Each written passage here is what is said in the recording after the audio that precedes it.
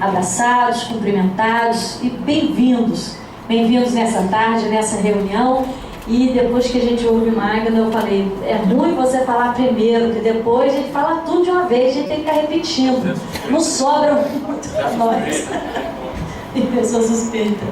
Mas eu primeiro quero agradecer a todos vocês por ter atendido a nossa convocação. Na verdade, não foi um convite, foi uma convocação, viu? Essa semana que passou, nós estivemos rodando aí pelo estado, né, fazendo algumas reuniões, estivemos um pouco mais próximos aos nossos vereadores, nossas lideranças do PSC e também, né, de outros partidos que em todas as reuniões estiveram presentes.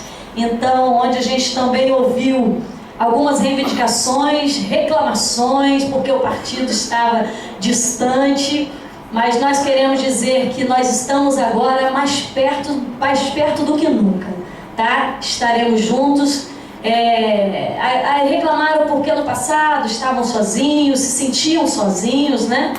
Mas eu quero agradecer, porque antes de mim o presidente do PSC foi o Dr. Milfon. E ele acabou assumindo o partido na hora mais difícil do PSC, né? E eu quero agradecer.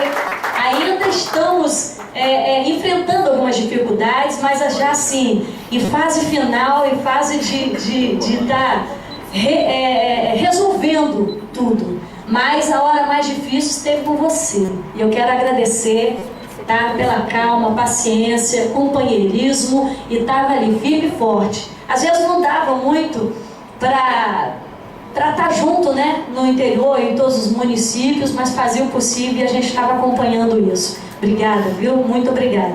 E aí eu assumi o PSC, né? Tem alguns meses que a gente acabou assumindo. Então, assumindo o PSC, aí a gente fica um pouco mais próximo e passando a acompanhar, né, a situação do partido em cada município. Mas eu quero deixar aqui o meu compromisso de estarmos mais perto. Essa foi a maior reclamação, viu, pastor Everaldo?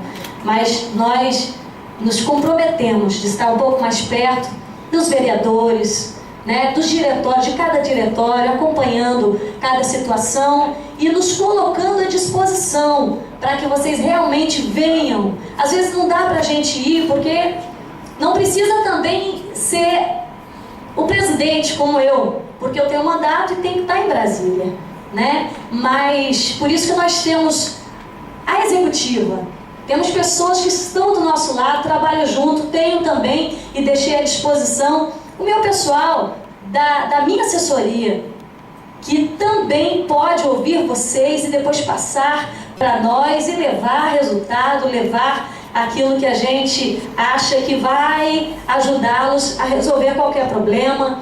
E coisas boas também, tragam para nós, tá? Mas nós estamos à disposição de vocês.